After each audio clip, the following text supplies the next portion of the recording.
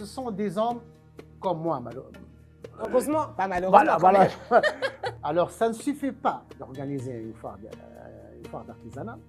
Ça ne suffit pas de se déplacer pour participer à d'autres foires. Non, ça ne suffit pas. Et pour cette 4e vitrine, nous arrivons à la fin de notre émission avec notre cher hôte qui nous a reçus chez lui aujourd'hui, notre ami Lasad Zoueli, qui dirige bien sûr la rubrique de l'instant écologique. L'art écologique. L'art écologique Oui. et artisanal. Tu nous as accueillis aujourd'hui dans ton lieu magique, à Rihat El Bled. Oui. Aujourd'hui, on a tenu absolument à montrer cet endroit magique réellement. Un petit peu, mais on va le montrer. C'est une occasion parce qu'on a beaucoup parlé de l'art écologique. Tout à fait. Et là, d'abord, je voulais te remercier pour l'accueil d'aujourd'hui. Oh. Magnifique déco, parce Ouais. que cette table, elle a ensorcelé tout le monde. On avait tous envie d'apprendre et de la ramener C'est chez nous. artistique à 100%. C'est Voilà. différent. Et nous sommes dans ton théâtre, justement, Oui. de Rihat El Bled, Oui. qui est un théâtre, j'espère on l'a déjà montré l'année dernière, j'espère qu'on aura l'occasion de montrer comment les gradins descendent. Enfin, c'est magique. Voilà, Bien je sûr, garde bien la sûr. surprise pour tous ceux qui veulent venir, Oui. bien sûr, visiter cet endroit. Et tout à l'heure, on en a parlé, c'est un endroit qui résume On s'inspire, oui. notre patrimoine, notre Bien culture, sûr, de façon notre moderne, richesse. oui. Voilà. Alors, j'aimerais d'abord que tu nous parles un peu de Rihat El Bled, un tout petit peu, et puis on va parler de ta rubrique et des objectifs justement de cette rubrique que tu Bien as. sûr, Rihat El Bled, on va la montrer à chaque fois lorsqu'on va tourner ici, on va montrer un coin de Rihat El Bled parce que Rihat El Bled, c'est une histoire, c'est une idée qui est devenue vraiment de la réalité. Tout à fait. Voilà, toujours on répète ce que pour montrer à nos jeunes qu'on est capable de faire, pour donner une bouffée d'espoir, c'est qu'il faut changer, il faut travailler autrement aussi. Alors moi j'ai pensé autrement, je répète ici, c'est un coin qui était un coin de pourriture, un coin délaissé et tout ça. Et moi lorsque je suis retourné de l'étranger, j'ai dit voilà, je vais m'exprimer, montrer tout ce parcours que je l'ai eu dans ma vie artistique. Et on a vraiment commencé à faire les créations artistiques à travers l'architecture, à travers tout. Excusez-moi, et on est dans les Bled. Voilà, on est malade comme tout le monde, hein, t'inquiète. Surtout moi, je suis enrhumé, hein, surtout on est un peu loin, voilà. Écoute, alors justement, ton idée était de montrer justement cet espace, de donner de l'espoir, comme tu dis, aux jeunes. Et surtout, c'est une manière aussi d'éduquer et de peut-être rééduquer certaines générations par le côté écologique aussi de cet endroit. Oui, bien sûr, mais l'écologique, c'est important, c'est très important. Moi, je vois que c'est le problème instant. C'est-à-dire, il faut travailler sur l'environnement, il faut travailler sur l'écologique, vraiment. On ne fait rien, on parle, d'accord, mais on ne fait rien. Oui. Alors, à travers la culture, à travers l'artistique, à travers l'innovation, on va travailler sur comment on peut produire un citoyen responsable. Voilà. C'est ça l'essentiel, parce que vraiment, on consomme et on n'a plus rien. Oui. Ça, c'est faux, mais à travers la culture, à travers l'image, on peut peut-être changer un peu, attirer l'attention, sensibiliser. C'est surtout ça, pour dire qu'on n'est pas créé, qu'on n'est pas là pour vivre, pour consommer seulement, mais il faut subir les conséquences. On a consommé, on doit vraiment valoriser nos déchets et être responsable. Responsable, c'est ça. Être en fait. responsable, parce que Tout à ce fait. qui nous manque, c'est le citoyen. Voilà. Excusez-moi, c'est le citoyen responsable. Chacun, tu parles avec tout le monde, mais à chaque fois que tu parles avec quelqu'un, ils vous disent « Non, moi, je suis propre, j'arrange mes ordures dans ma voiture. » Mais qui fait tout ça? Si chacun prenait la responsabilité de changer son comportement, de changer sa manière d'être conscient de l'importance justement de la propreté de notre pays, Oui, ça changerait. par une simple action, c'est-à-dire si on valorise nos déchets à la maison. Par exemple, si on composte. Voilà, on va parler du Voilà. composteur, Si justement. on composte, par exemple, on composte, c'est une opération que nos ancêtres, ils le font avant. De manière artisanale. oui. Ben non, ils le font. Ils ont un petit jardin, ils creusent. Mais maintenant, on ne peut pas creuser tout ça parce que vraiment, il nous faut quelque chose de pratique.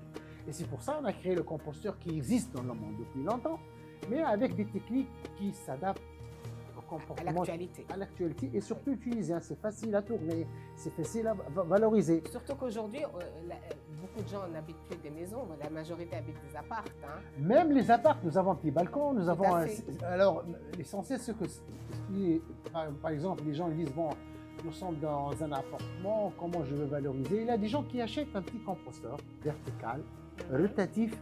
Ils disent, voilà, je ne vais pas valoriser tous mes déchets, mais je vais essayer quand même faire ce que je peux faire. Voilà. Ouais, Participer. Voilà, participer. C'est la culture qu'on doit intégrer dans notre population. Alors, quel est le lien que tu as voulu créer justement entre l'artisanal et l'écologie? Bon, l'écologique, le composteur, on va parler dans des autres fait. émissions. Même on va, comme on a dit l'autre fois, offrir un composteur pour les gens qui nous suivent, tout ça. Tout à fait. Et on va faire des ateliers sur place, comment on peut utiliser le composteur. C'est valoriser nos déchets organiques. Alors, pour l'artisanat, c'est autre chose. L'artisanat, vraiment, il y a beaucoup de sujets de parler de l'artisanat, sur la création, sur les marchés, où se trouvent les marchés de l'artisanat, parce que vraiment, nous avons beaucoup d'artisans ici en Tunisie, Oui. mais ils n'ont pas la chance de vendre à l'extérieur. Ça demande beaucoup d'autres cultures. Voilà. Ça demande une autre capacité, ça demande des techniques. C'est une démarche complètement différente. Alors on trouve les artisans malheureusement, parce que je répète, lorsque nous on voyage, on constate, on fait des remarques et on dit pourquoi les autres ils vont et nous on ne vend pas. Alors, et on essaie de trouver la solution, on essaie de trouver quel est le problème. Vous voyez. Alors on trouve que nous avons des artisans qui travaillent leurs articles jusqu'à maintenant, depuis longtemps jusqu'à maintenant, le même article, les mêmes techniques. Or, si on cherche dans le Mexique, le Brésil, les Chinois et tout ça, tu trouves des artisans qui travaillent derrière un artiste. C'est-à-dire l'artiste, il vient, il voit la pièce, il dit, bon alors si on ajoute ça, on change ça, ça devient votre pièce artistique, on peut la vendre, on peut, vous voyez. Donc alors c'est le rôle, voilà, c'est le rôle d'un artiste. Et moi, ce que je fais avec le clim, je vais avec la poterie, alors je trouve des artisans qui sont pour exporter. Il faut voir leur capacité, il faut voir beaucoup de choses. Il y a beaucoup c'est-à-dire des étapes à avancer dans ce stade. Mais moi, je dis toujours que malheureusement, le marché artisanal, si on veut faire de la propagande pour l'artisanat, il faut dire que le marché n'existe pas en Tunisie ici. C'est clair. D'accord. Il y a des grands marchés qui sont à l'extérieur. Alors même les gens qui vont passer des commandes, parce que notre artisanat, entre guillemets, il est demandé. Lorsqu'elle est demandée, c'est-à-dire vous allez travailler avec des grandes boîtes, et ces grandes boîtes-là, lorsqu'ils viennent en Tunisie, il faut trouver quelqu'un qui est très bien installé. Et la capacité Bien de production et surtout le respect de délai. Parce qu'il y a des gens qui sont des vendeurs, de revendeurs de l'artisanat international et ils cherchent par exemple à vendre leurs produits dans des foires organisées. Alors, s'ils vous disent par exemple, j'ai besoin de 20 000 pièces de kilouana, de couscous, voilà. Oui. Alors, qui va la préparer? Est-ce que vous allez respecter? Alors, un petit artisan ne peut pas faire ça. Donc là, on part carrément de l'art économique. L'art économique, c'est une autre spécialité. Voilà, parce que l'art économique, d'ailleurs, à ce point, je salue notre ami et partenaire, en tous les cas, Mohamed Djouri, notre ami qui est en Espagne et qui justement, depuis quelques années, qui est un très bon partenaire à moi et avec lequel nous luttons justement pour l'économie de l'art, justement. Et l'art économique L'art économique, il faut être un pédagogue aussi. Il faut savoir la culture du pays où tu veux vendre. C'est ça, en fait. C'est pas comme ça. C'est-à-dire, alors, c'est pas la foire où bien tu prends un stand, tu mets des articles à combien? À 2 $ et on prend. Non, c'est pas comme ça. En fait, c'est comme les artistes. Bien sûr. Là, c'est ce que je voulais te dire. Voilà. Parce qu'aujourd'hui, dans le domaine artistique, les peintres ont des cibles. Oui. Moi, je suis un plasticien aussi. Alors, je fais un tableau qui coûte 20 000 dinars, 50 000 dinars. Mais il n'y a pas de clients qui achètent ça. Bien sûr, il n'y a pas de marché là. Il faut alors, aller chercher où sont tes clients. Moi, je dis ça, c'est l'intelligence économique. Voilà. Alors, moi, je prends une photo pour mon tableau, et je fais 2 petites pièces 40, 50 sur des MDF. Et au lieu de vendre ce tableau, je le laisse pour les gens qui connaissent ou qui cherchent l'artistique. Oui. Mais je rends mon produit un peu commercial. Et je vends 50 pièces, 60 pièces, 100 pièces, 200 pièces pour les hôtels et pour les restaurants. Tout à fait. Et comme ça, j'obtiens une base, un produit de base, on appelle ça, parce que vraiment, il faut des sous pour bouger. Également, l'art économique, quand on parle de l'art économique, effectivement, comme les artistes peintres, pour revenir à ça, il faut cibler des pays parce que la peinture qu'on fait ici peut ne pas correspondre à tes pays, il peut correspondre à d'autres. Également, pour tout ce que tu produis ici, le produit tunisien peut ne pas correspondre, par exemple, je ne sais pas, moi je veux dire à l'Italie, mais peut correspondre au Japon. Il y a certains articles qui Oui, vont bien correspondre sûr, à un c'est pays pour et ça. pas à l'autre. Lorsqu'on voyage, je vous ai dit l'autre fois, c'est qu'on fait un petit espionnage. Voilà. Comment ça se passe là-bas? Comment ça se passe? Qui doit s'occuper de ça justement aujourd'hui? C'est ce On qu'on parle de appelle, c'est le consulting. moteur, c'est le moteur de vente, c'est le moteur de l'exportation. Ce sont des hommes comme moi, malheureusement. Heureusement, pas malheureusement. Voilà. Parce que moi, lorsque je me déplace, je vends mes pièces et je vois qu'est-ce qu'on peut vendre Quels sont les encore besoins? Voilà. là-bas. Alors, si je trouve même une boîte d'harissa, je trouve un marché là-bas, le propriétaire de l'harissa, même il ne connaît pas, il ne sait pas, mais moi, je prends un marché depuis ce prix-là et je peux vendre un conteneur et lui, il ne connaît pas. D'accord. Alors, ça, je dis toujours, pour l'exportation, si on trouve des occasions, parce qu'on a besoin de l'exportation. Bien sûr. Voilà.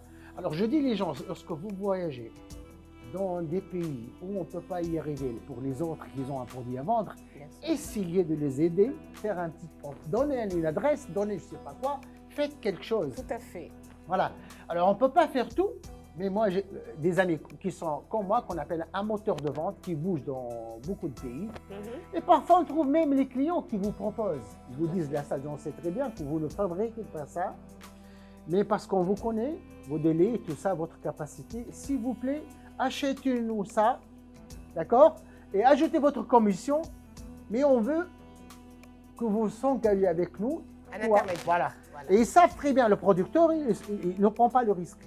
D'accord. Donc, alors, en ils disent, fait, on veut travailler avec vous. D'accord. Alors, comment ça se passe avec les petits artisans, justement, de clim, de poterie? Le clim, écoutez, le clim, il y a une histoire, le clim, parce Oui. que vraiment, le clim, il y a beaucoup de villages ici qui produisent le clim, et malheureusement, ils ne le vendent pas. Alors, En général, c'est tu des sais, femmes mon qui projet, sont dans des, ouais. des villes internes. Voilà, dans des... nous, dans notre décor, dans notre plateau, il y a du clim. Sûrement, Oui.